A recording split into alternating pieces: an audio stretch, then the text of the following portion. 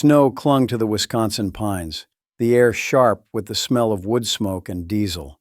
On March 9, 1942, Ensign Kazuo Sakamaki stepped through the gates of Camp McCoy, the United States' largest Japanese prisoner of war compound.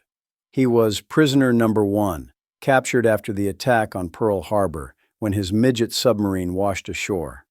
His country had taught him to expect torture, starvation, and humiliation. Instead, he was greeted by silence, broken only by the crunch of boots on snow and the low hum of a generator powering the wire's searchlights. Guard towers loomed overhead, each manned by MPs carrying the M1 Garand, a rifle Sakamaki had never seen before, sleek, semi-automatic, 8 rounds in its en-bloc clip. The Japanese soldier knew his comrades carried bolt-action Arisakas, cycling one shot at a time. Here, even the guards of prisoners had weapons beyond the reach of Japan's armies. Sakamaki noticed details his captors seemed not to consider remarkable. The neat rows of barracks heated against the bitter wind, the stacks of food crates, the very waste of electricity left burning long after lights should have been extinguished. He tried to steel himself against fear, against shame, but then something stranger than any rifle drifted from the recreation hall, brass and clarinet, bright and reckless, pulsing like nothing he had ever heard. It was Glenn Miller's In the Mood, the enemy's forbidden music. In Tokyo, men had been arrested for playing such sounds. Here it floated through the night like it belonged to the air itself.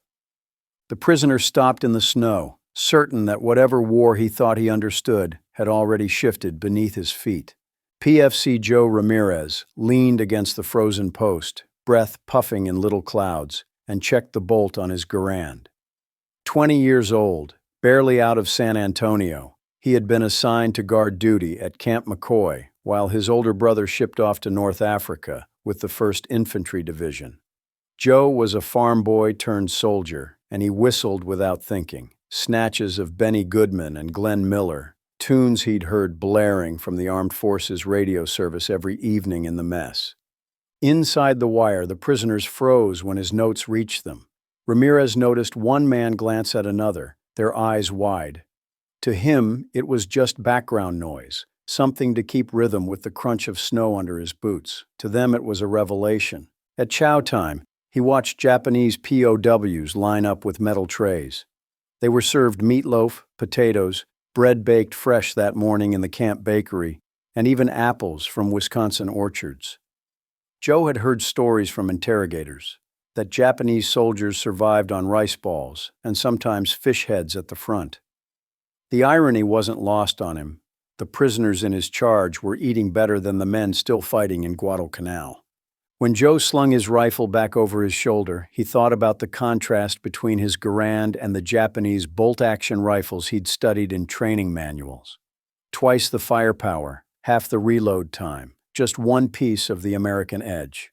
He didn't know it, but his casual humming had already done more to unnerve his captives than the rifles in the towers. The wire held them in place, but the music made them restless. In restless sleep, Sakamaki returned to Tokyo.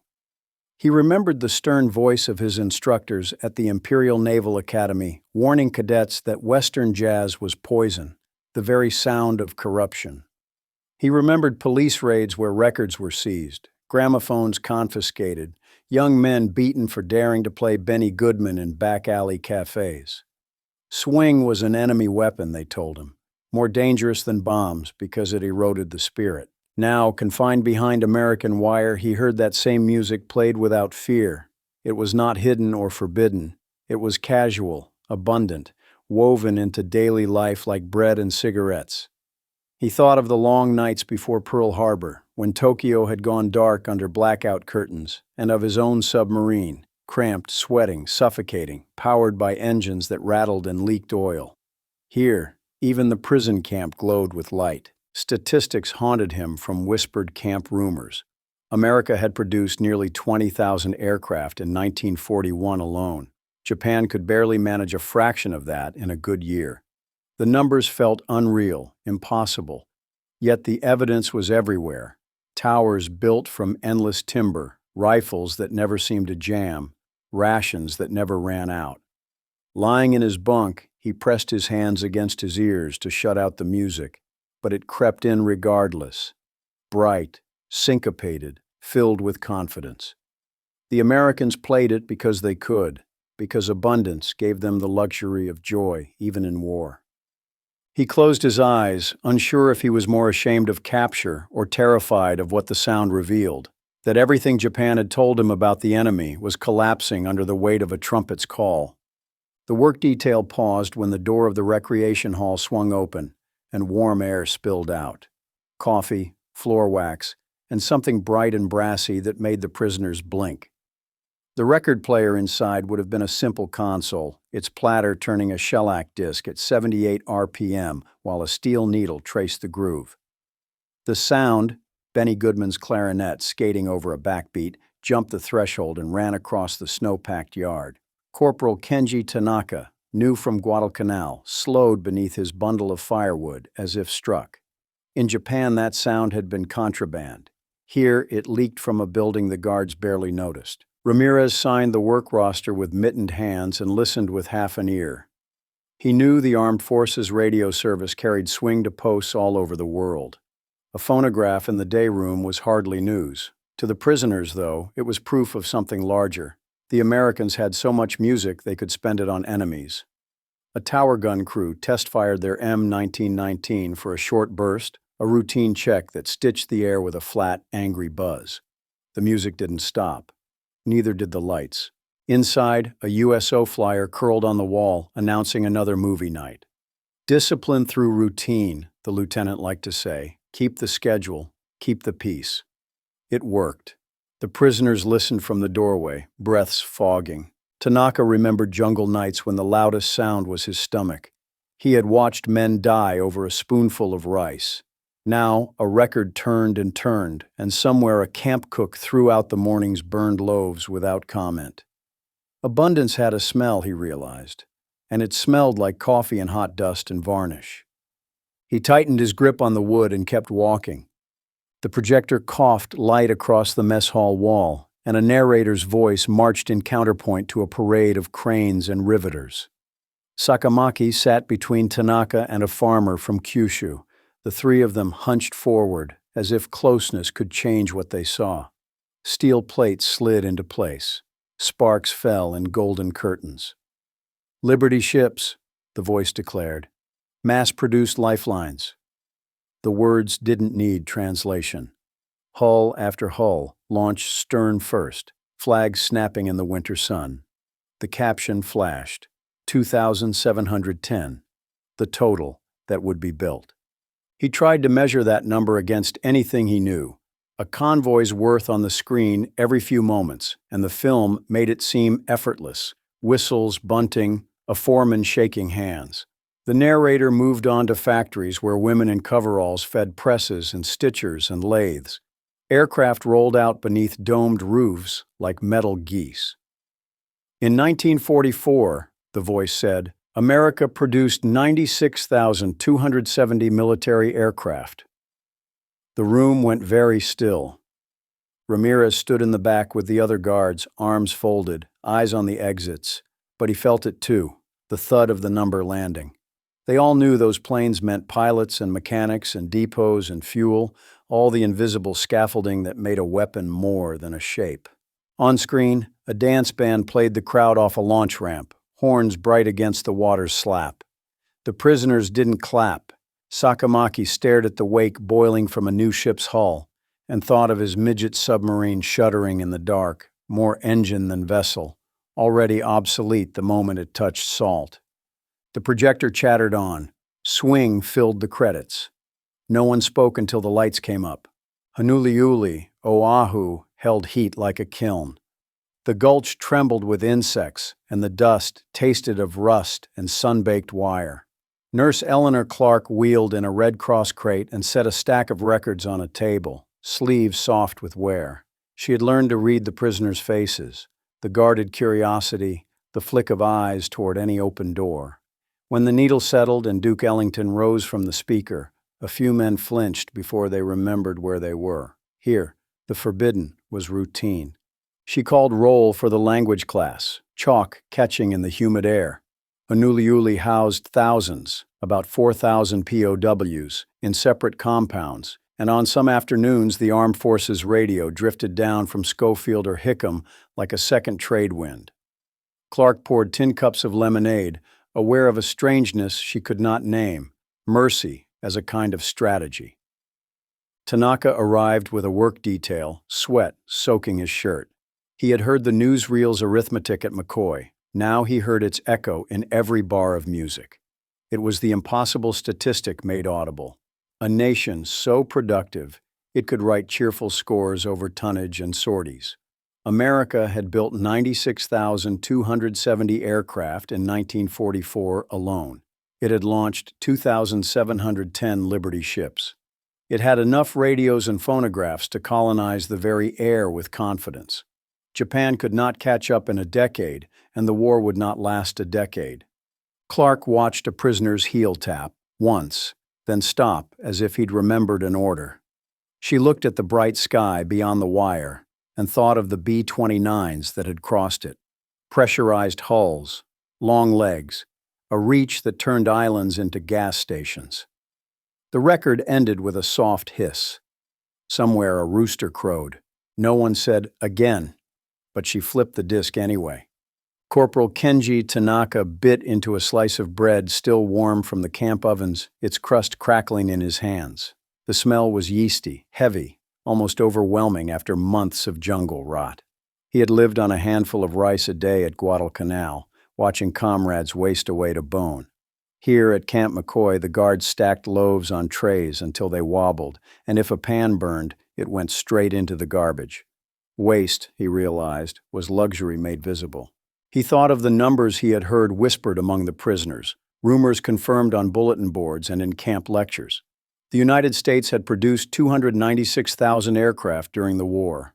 By comparison, Japan had managed perhaps a quarter of that. Impossible mathematics.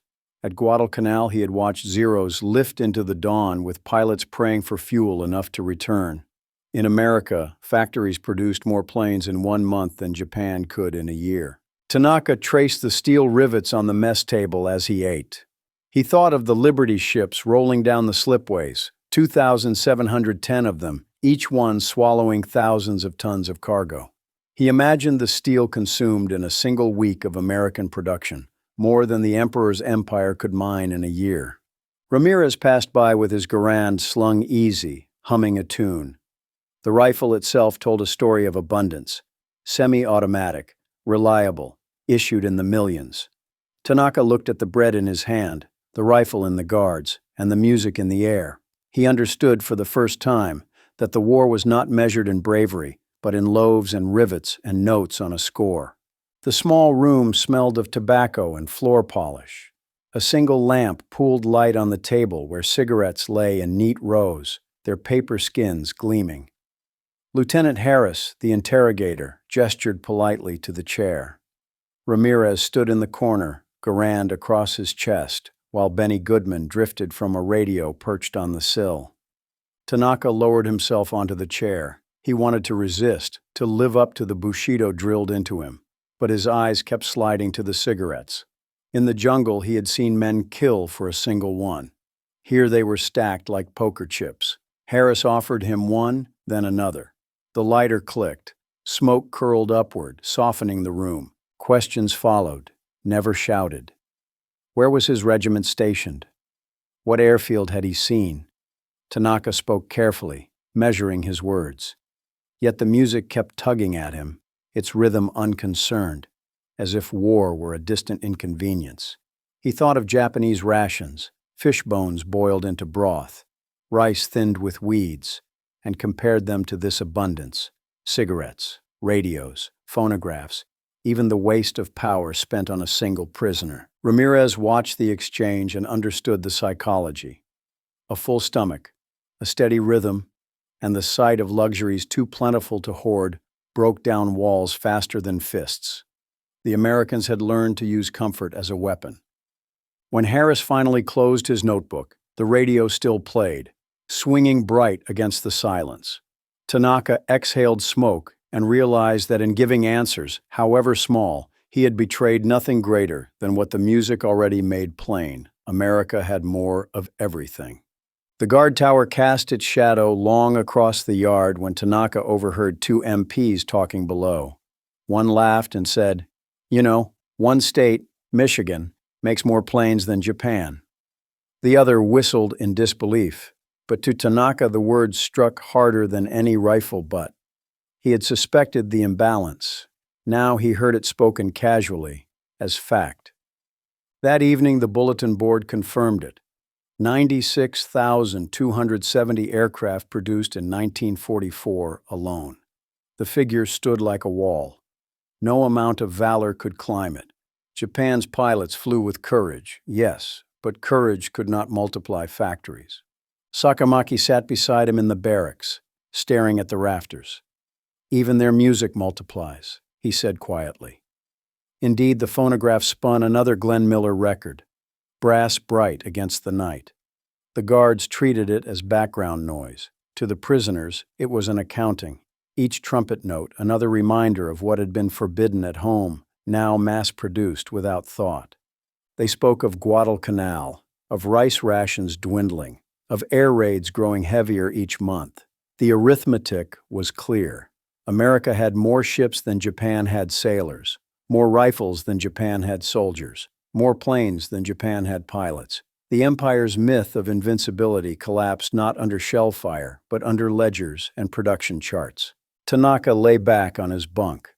The barracks smelled of pine boards and hot bread, not mildew and hunger. He knew then that surrender was not dishonor, but inevitability. The emperor had asked men to fight against numbers no blade could cut. Outside, the guard hummed, and the music carried through the wire like a prophecy already fulfilled. The air inside Honolulu grew heavy when the news reached the compound. Hiroshima had been struck on August 6th, Nagasaki 3 days later. The guard spoke of a single bomber, a B-29, carrying a weapon greater than entire fleets. The prisoners whispered among themselves, stunned not only by the destruction, but by the scale implied. Each B-29 superfortress, pressurized and long-legged, could carry more payload than whole Japanese bomber squadrons. America had built nearly 3,900 of them and used just 2 to end the war. Nurse Eleanor Clark stood at the wire as dusk fell, watching the prisoners sit in silence. No cheers, no defiance, just men staring at the red sky. She had spent months teaching English phrases, playing Ellington records, serving lemonade in tin cups. Now all of it seemed trivial beside the news. Yet she sensed the music and the mercy had prepared them for this moment. Proof that America's power was not cruelty, but scale, an industrial democracy that could make abundance feel ordinary. In the guard tower, Ramirez adjusted his garand and listened to the radio broadcast. The announcer's voice cracked as he spoke of surrender terms. Joe thought of his brother in Europe, alive to see this day, and marveled that 2 cities across the ocean had fallen to single bombers launched from island airstrips Americans had built in months. Clark returned to her quarters and put a record on the turntable. The swing tune sounded unchanged, bright and careless, yet it filled the camp like a requiem. The prisoners did not dance, but they listened. The music was no longer rebellion, it was epitaph. The repatriation orders came swiftly. POWs packed their meager belongings, shirts patched by Red Cross volunteers, letters never sent, and for some, the tunes stuck in memory. Liberty and Victory ships assembled in harbors, their steel hulls dwarfing the barges that had once ferried Japanese troops to Pacific outposts. Each ship could swallow thousands of passengers. America had launched 2,710 Liberty ships during the war, plus hundreds of Victory variants, and now they served to send former enemies home.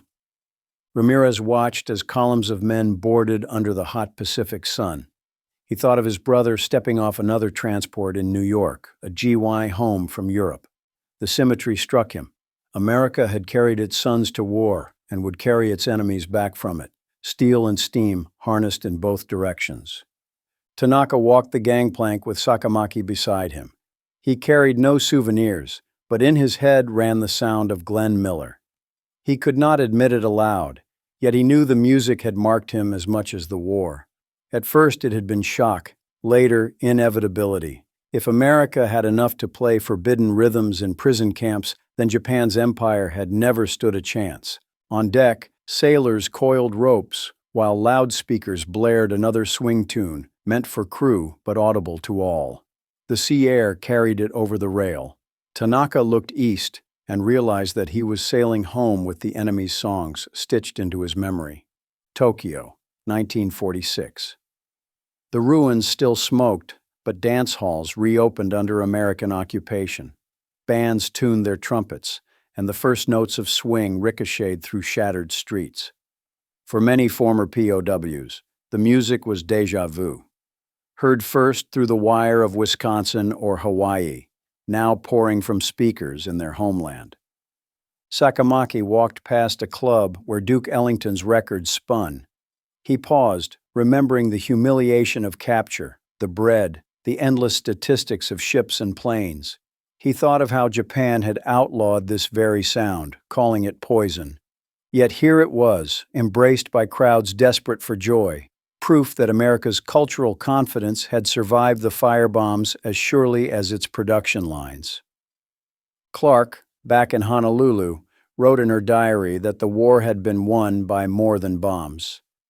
It was won by numbers too vast to contest.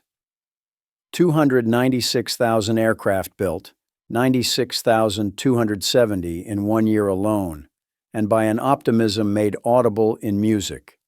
Ramirez, mustering out of the army, would later tell friends that he had seen prisoners silenced not by rifles, but by swing.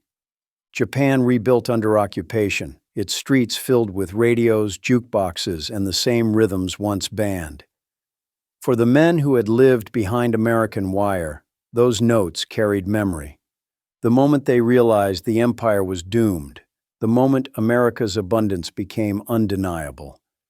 The war was over, but the music had not stopped. It had become the bridge between enemies, born from phonographs in prison camps, echoing through a defeated capital, and promising that even in ruin, the future could swing.